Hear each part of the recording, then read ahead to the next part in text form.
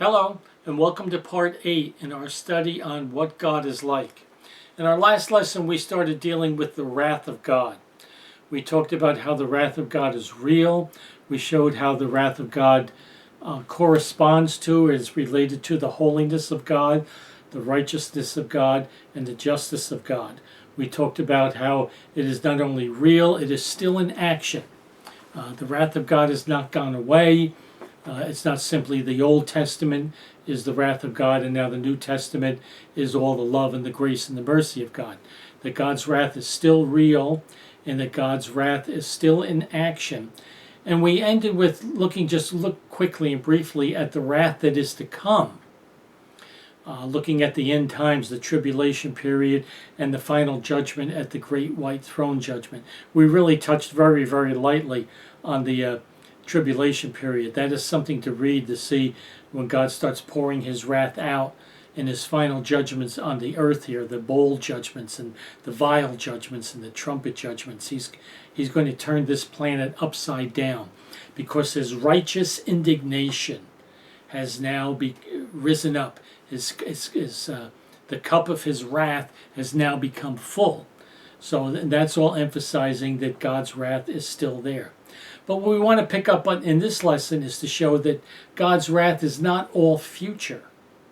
That God's wrath is even in action today. Maybe not to that severity, but we kind of think that, we look at things a lot of times from our own perspective.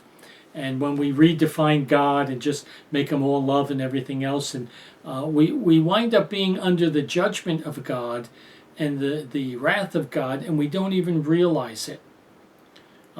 But my point is that I want to emphasize in this lesson here is that I believe we are experiencing the judgment and the wrath of God even right now today. Let me give you some examples. You can argue with this, you can debate it, but let me give you, what I'm giving you is facts. I'm giving you facts, and you can conclude what you want to conclude from it. On June 25th, 1962, the United States Supreme Court declared that a prayer approved by the New York Board of Regents for use in schools violated the First Amendment because it represented the establishment of religion. In 1963, a year later, in the Abington School District, the court decided against Bible readings in public schools along the same lines. So with those two decisions taking place, prayer was removed from school, and Bible reading was removed from schools. So in essence, God was removed. God and all that God represents. God and the moral standard that comes from God being in school, from Bible study being in school, from prayer being in school. Prayer in the sense that, even though it might not be a Bible lesson, you're talking to a deity. You're talking to God. You're talking to a higher authority. You're talking to one who has set a moral standard that we should follow. And, to one degree or another, that's been in society for thousands of years. It's certainly in this country since its founding. We'll later on maybe get to some of the things that the Founding Fathers said. They absolutely, totally believed unequivocally that if God was not involved in the forming of this nation and in the running of this nation, the government of this nation, that this nation would not survive. When that stopped, this nation would begin to deteriorate, and eventually the nation would be lost. There is absolutely no doubt about that whatsoever. There are people out there that tell you no, that they're trying to do everything they can to remove God from the United States of America, from the founding of this country. That is a work of Satan. You can get as bugged as you want if you don't do it. That is definitely a work of Satan, and that has nothing to do with the Founding Fathers want. It doesn't take a rocket scientist. You don't have to have a PhD in history, American history, to know that that is not the case. You just simply have to read what they wrote, and you'll know that that's exactly what they thought. But we have these two things taking place here. Now, again, here's some facts. You have prayer removed, you have Bible removed, ergo you have God removed. So it becomes no coincidence that since that happened, every social indicator, every indicator of the social level and practice of society has taken a nosedive, has just plummeted. And add to the fact that when God was removed, the Bible was removed, prayer was removed, now we add into the school system relativism. Everything is relative. There's all this gray area. There's not right, there's not wrong. What's right in my eyes may not be right in your eyes. What's truth for me may not be truth for you. There's no absolutes. There's all this little stuff in beginning. No absolute right, no absolute wrong. Everyone can do what's right in their own eyes. So you've not only removed the tremendous moral standards, you've put in place this mystical kind of like, fluffy, nobody knows what in the world is going on kind of thinking in people's minds. So what has been the result of that? Criminal arrests of teens. Since this has taken place in the studies, this probably goes back about 10 years ago. So we're even higher today. Criminal arrest of teens is up 150%. Teen suicides in ages 15 to 19 years old up 450%. National Health Center of Health Services. First one was from the U.S. Bureau of Census. Illegal drug activities from the National Institute of Drug Abuse up 6,000%. Child abuse cases up 2,300%. That's from the U.S. Department of Health and Human Resources. Divorce up 350%. Violent crime has risen 350%. National morality figures have plummeted. 74% of Americans believe America is in a moral decline. Teen pregnancy has escalated dramatically. Our schools have become our schools are training our kids that they are accidents of chance. Evolution. They are nothing more than evolved animals, and they should adjust their moral compass based on their particular situation. Situation ethics, relativism. There's no higher power or authority for you to answer to. You're a product of evolution. You are a product of chance. So there's no higher power to answer to. You can do what is right in your own eyes. There is no absolute right or wrong. Each person can do what they want, and no other person has the right to tell you that it's wrong. How much they hear today, who are you to tell me? That's the thought, that's the process. And then society is amazed when students start putting this Darwinian theology or this Darwinian way of thinking into action. That they believe in evolution, and they believe they're just a product of chance, and they believe that there's no God, and they believe that there's no absolute moral standard, and they believe that there's no judgment, and they believe that when they die they're just going to go back and become dust in the ground, that there's nothing before and that there's nothing after. So then the law of the jungle takes over. Survival of the fittest takes place. That's evolution. Survival of the fittest. Dominate your environment at all costs. This is what you see people doing. This is what you see kids doing today. This is what's happening in many schools. I can do what I want. You have no right or authority to tell me not to do it. I am my own master. I do my own thing. There's no future accountability. When I die, I go back to nothing. This, my friend, we are reaping what we have sown. We've sown these things, and I just briefly touched this. We are reaping the natural results of that. And you know what? When you do these things and they're wrong, and you start reaping the results, that is a judgment from God. He allows these things to take place. What are some additional things that we've seen from all of this? Abortion has now been legalized up to and including the 9th month of pregnancy. In some states, it's up to and including the 9th month of pregnancy. It just gets worse and worse and worse. I remember back in the beginning, a woman just has a right to choose. Look at that flowery language. A woman has a right to choose what? A woman has a right over her own body. Doesn't that make it just sound, just so nice? Well, she has the right to choose what? To kill that human being that is within her? Well, in the beginning, it's not a human being. It's just protoplasm or whatever it is, or it's just, it's the fetus. We never call it a baby. It's a fetus. Well, today, that argument's gone.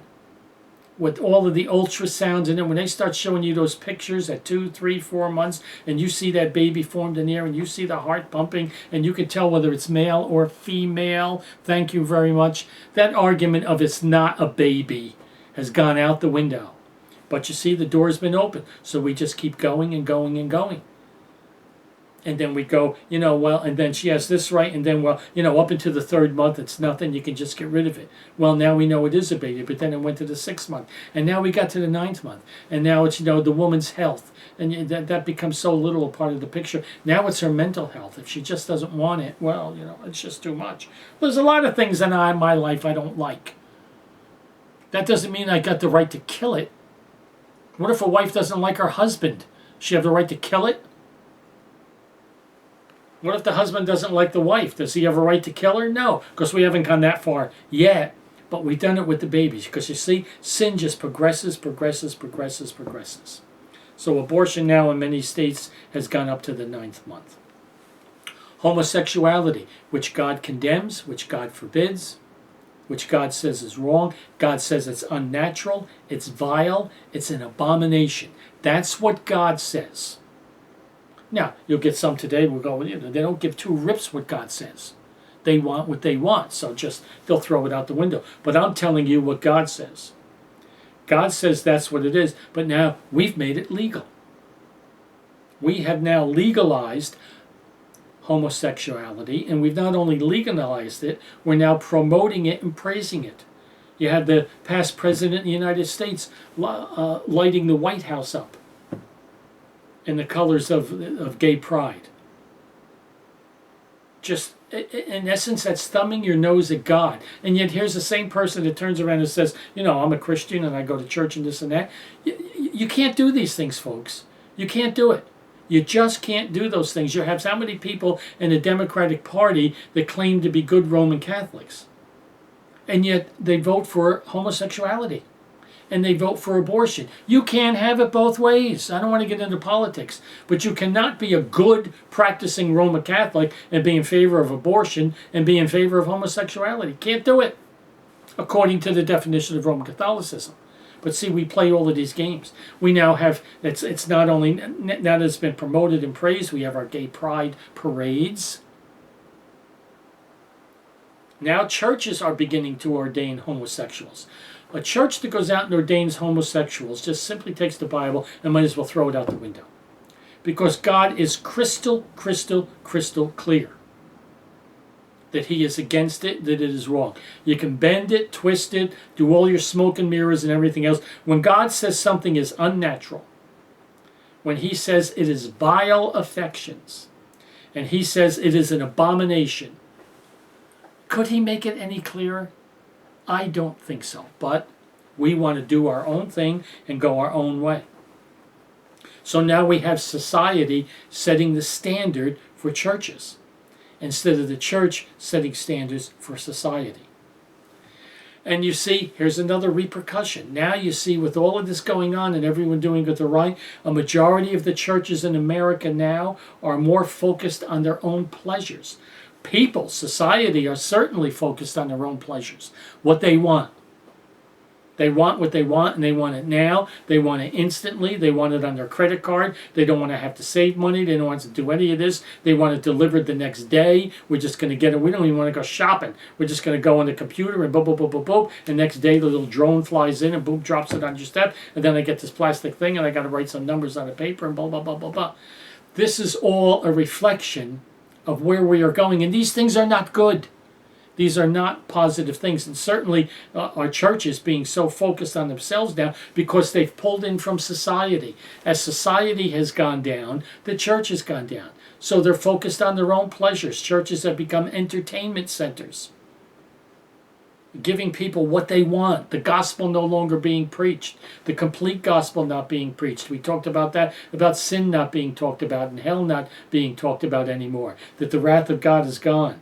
Not standing out there against sin. This is all part of a judgment from God because it just deteriorates in society and we are progressively getting worse and worse and worse.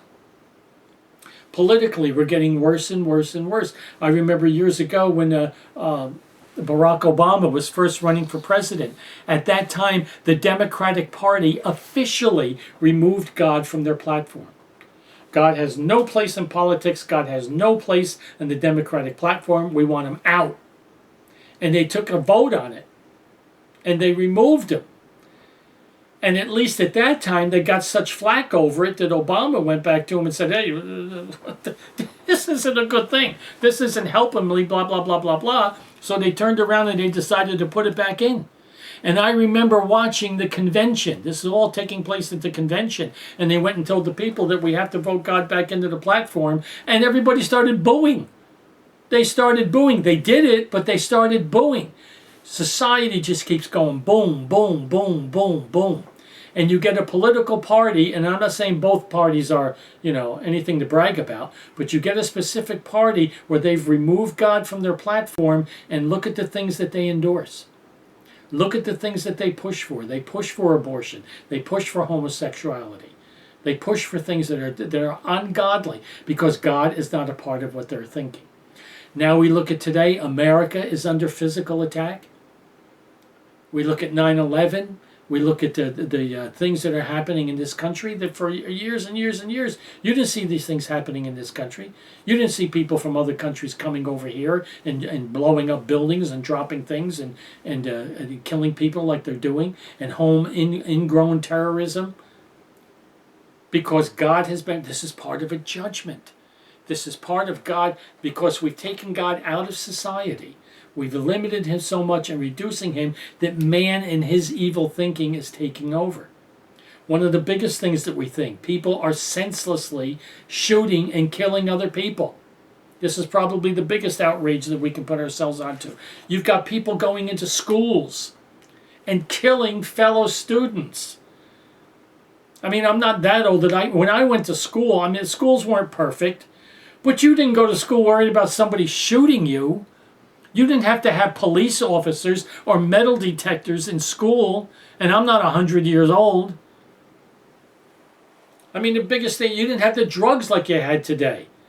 You're worried about chewing gum, getting caught maybe with a pack of cigarettes in your pocket.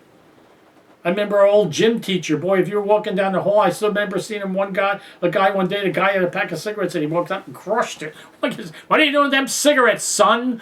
No cigarettes in school. He wasn't even smoking it, but things like that. Going to school, you went to, you had gym, you didn't wear, I'll say it in a minute. You didn't wear blue jeans to school, and you didn't wear your sneakers to school. The only time you could have your sneakers unless it was gym day. Now, what am I saying? That's a sign of evil?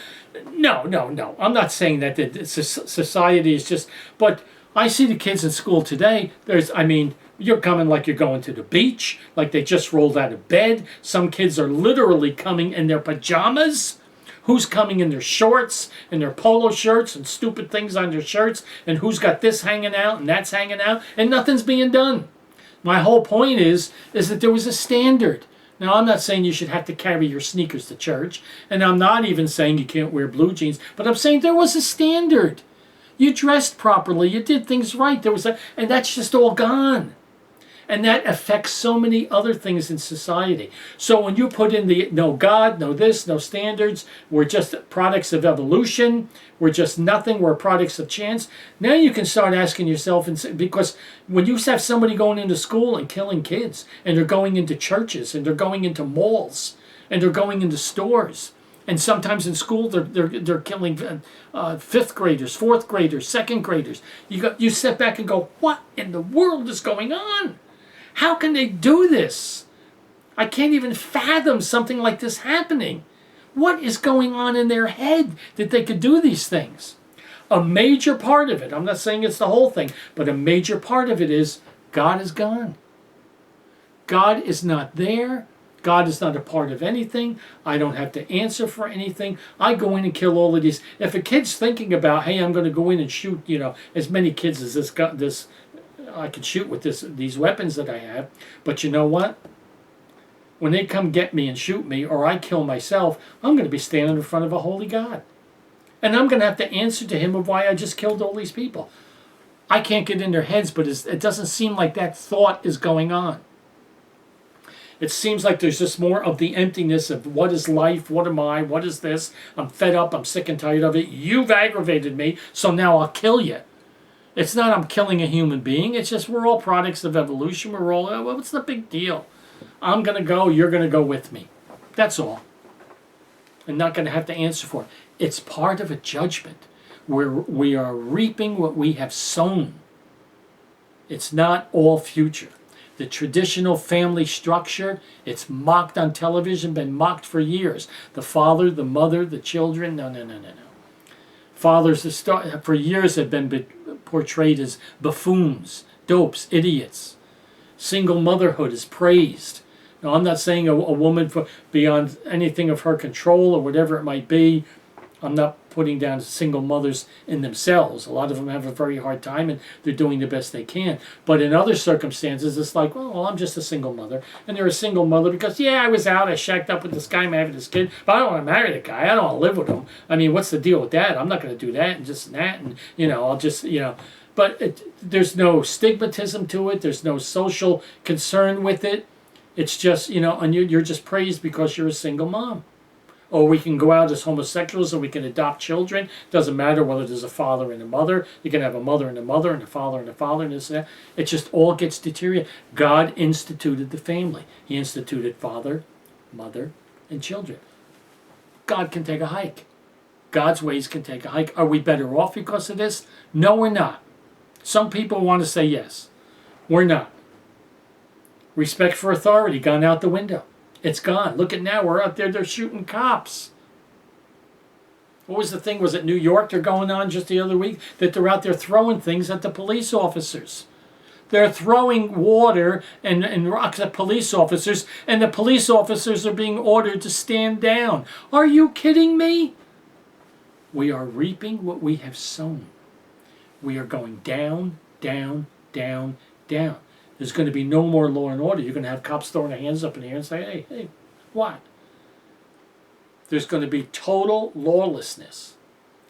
The media promotes immorality, mocks purity, mocks being you're a virgin? What? You're a virgin? What, you got to be kidding me. People are surprised if a young girl is still a virgin.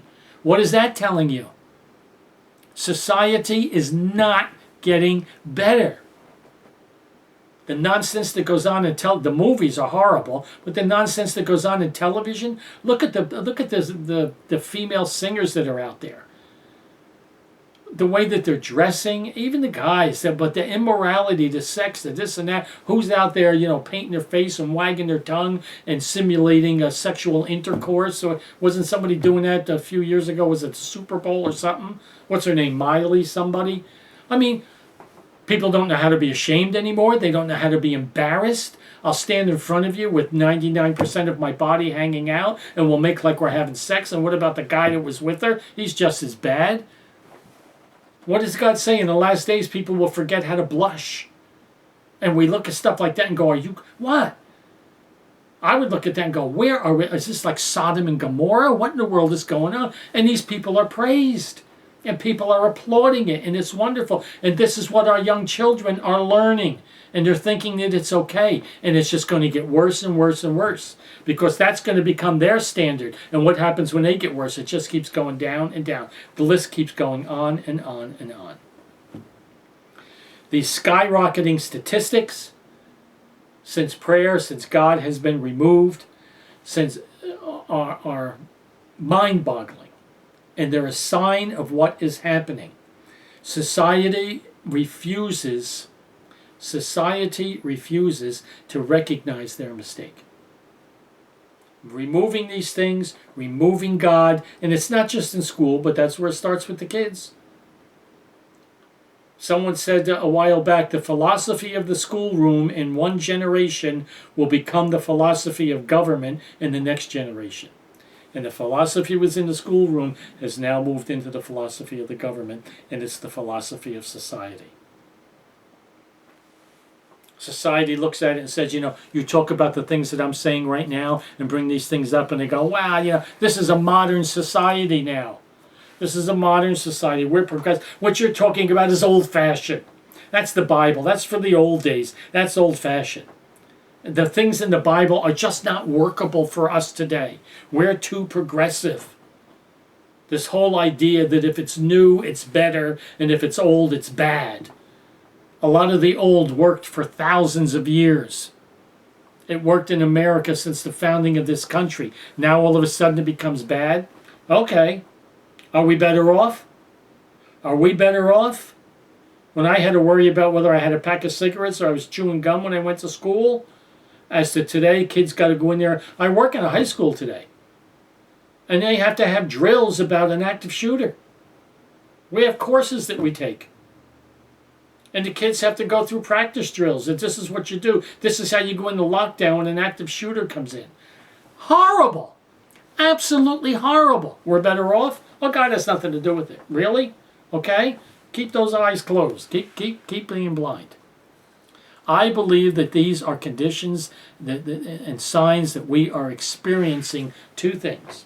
And I've said one already. That we are reaping what we have sown. We are reaping, and there's many other little facets that come into this. I'm hitting the major causes, I believe. Galatians 6, 7 through 8. Do not be deceived. God is not mocked. We think we can mock God. Society thinks they can mock God. They could just backhand him and get rid of him. Really? Do not be deceived. God is not mocked. For whatever a man sows, that he will also reap.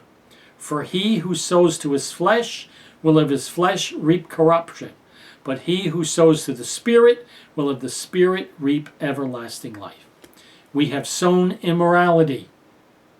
We are seeing teen pregnancies. Pornography, which I haven't even mentioned, is absolutely out of control because we have no morality. We've sown no God. No God. We don't need him in society. We don't need him in the schools. We don't need him in those. So now man has become his own master. Man does what he wants. There's no accountability. I can do what is right in my own eyes. Because why? There's no rules. That's what we've sown. There's no rules. There's no absolute right. There's no absolute wrong. You see how one goes to the other to the other? Who can tell you what to do? You don't have the right to tell me. So everyone does what's right in his own eyes. If you've aggravated me and you've bugged me and I'm mad and this and that and I want to kill you, I'm going to do it. That's all there is to it. I'm going to go out and I'm going to... How a conscience can get that seared is scary. You know, there's wrong and there's scary wrong. There's wrong and there's scary wrong. We've sown evolution, so now there's no afterlife, there's no judgment. I don't have to worry about anything. I can live whatever way I want to live. I can do whatever I want to do. Society, even society, can't set a standard anymore. So if I'm a teenager and I want to get pregnant, I'll get pregnant. If I'm a teenager or whoever and I want to get an abortion, I'll get an abortion. Who are you to say anything? If I want to have kids but don't want to have a husband because I just don't want to mess up my life, well, then who are you to say that I can't? I'm just going to, not only I can go and do it, you should praise me. And if I want to go out and have my gay parade, who are you to say that I can't? We still stand against pedophiles. But, you know, years ago, again, we stood against homosexuality. And now it's the law of the land, and we have our gay pride parades. Who's to say it's not going to change with the pedophiles? Oh, that'll never happen. They didn't think it would happen with homosexuality either. And there are people today that are pushing that pedophilia should be legal. They shouldn't be able to force themselves on children, but if the child wants to comply and is happy with you, then who are you to say no? Because I'm just born with this desire to have sex with children. That's their reasoning. Thank God we haven't sunk that low yet, but who's to say we won't? Because we're certainly headed towards that direction. So we are reaping what we have sown, and I believe we are experiencing the judgment of God, and to a degree the wrath of God. Romans 1, 18 through 32. For the wrath of God is revealed from heaven against all ungodliness and unrighteousness of men, who suppress the truth in unrighteousness. Because what may be known of God is manifested in them, for God has shown it to them. For since the creation of the world, his invisible attributes are clearly seen, being understood by the things that are made, even his eternal power and Godhead, so that they are without excuse. Because although they knew God, They did not glorify him as God. Nor were they thankful, but they became futile in their thoughts, and their foolish hearts were darkened. Professing themselves to be wise, they became fools, and they changed the glory of the incorruptible God into an image made like corruptible man. He's talking about here, they started worshiping their false gods and making things. But look what God says here. He says, they knew God was there, but they didn't want to keep him in their knowledge. They didn't want to think about him. They didn't want him to be in charge. They didn't want to listen to him. And it says, therefore God gave them up to their uncleanness in the lust of their hearts, to dishonor their own bodies among themselves, who exchanged the truth of God for the lie, and worship and serve the creature rather than the Creator. You don't think we're doing that today? We're worshiping ourselves. We're doing what we want. We're our own masters. And even as they did not like to retain God in their knowledge, is this not society today? Even as they did not like to retain God in their knowledge, God gave them over to a reprobate mind, to do those things which are not fitting, being filled with all unrighteousness. Now listen, let me capsulize this in the time that we have.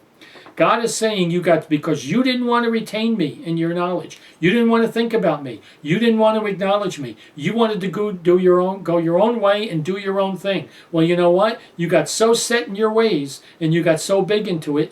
You know what I did? I gave you over to your thinking. In essence, God looked at him and went, that's what you want? You got it. Go the way you want. I'll give you over to your reprobate thinking. It's almost like he washed his hands of them. When God gives you over to something, you're in trouble. If God gives a society over to something, that society's in trouble. So he's talking about here, look how this corresponds to today. He says, God gave them over to a reprobate mind. Here's the results.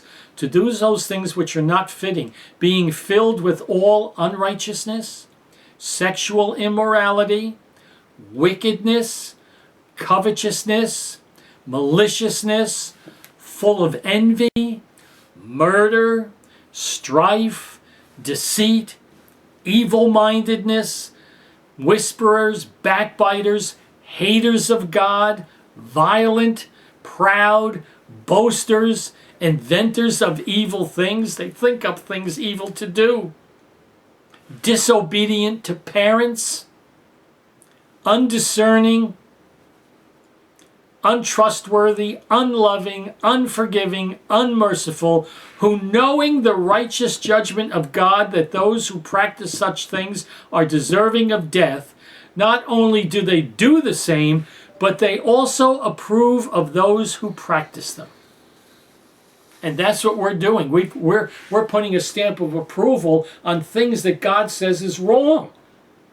And look at the characteristics, the grocery list that he puts here. If that's not a reflection of society, it's not just abortion, it's not just homosexuality. Haters of parents, murderers. What are we talking about with these shootings? It's going to increase. All the news you hear coming out of Chicago all the time of the murders that are going on, it's getting worse and worse and worse.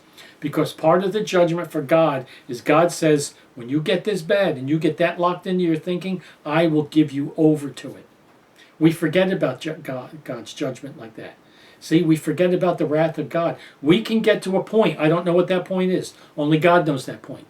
But we can get to a point where God says, that's it. That's it. You're done. I'm finished with you. You're going to live this way the rest of your life. You're going to die and you're going to go to hell. Now, who those people are, and when the person hits that point, only God knows that.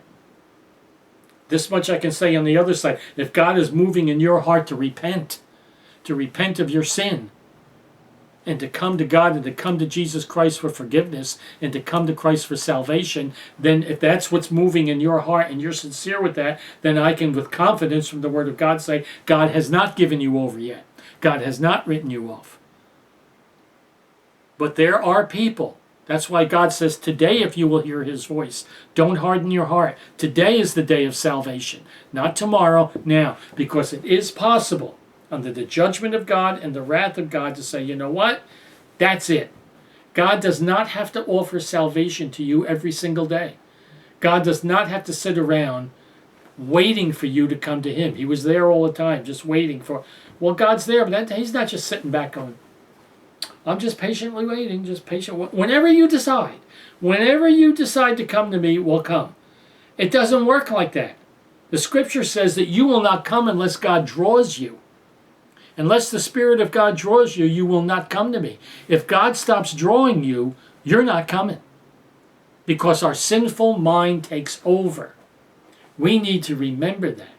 And again, let me emphasize, because I don't know how, there's thousands and thousands and hundreds of thousands of people that are listening. And I don't know where you're all at. And someone could be sitting there going, boy, I want to get saved and this and that, but I don't know, I'm so bad, maybe God just gave up on me. If you have that desire, God is drawing you. If he's drawing you, come. Come. But understand, those of you that shake your fist at God and go, if and when I decide, God could write you off. He could give you over to your reprobate, sinful mind. So we have one more lesson to do. We're going to look at, and we're going to continue on and close out this thinking on the wrath of God. But the emphasis here is to show that God's wrath is still real. It's still in play. It's certainly going to be horrible in the future. But it's bad even right now. It's horrible right now. When we think of the millions of babies that are killed, God says one of the signs of the end times is when mothers will kill their own children. Mothers killing their own children. That's what you see happening in abortion. And when you see what's happening with the homosexuality, and you see what's happening with these shooters, and the mobs that go out in the streets, you're afraid to walk the streets. 10, 15, 20 people come up, innocent people just walking down the street and start beating on them. What was one the other, probably a month or so ago, was like an 80-year-old man. Just start beating on him. I mean, how bad can your mind get? It's scary. It's not only bad, like I said, it's scary bad. This is part of judgment of God, the wrath of God. God pouring these things out. And we got to be very careful that we just haven't given ourselves individually, that haven't just given ourselves over. Let's move on next time to our final lesson. We'll sum up the wrath of God and the attributes that we've been talking about. Thank you for listening. May the Lord bless you.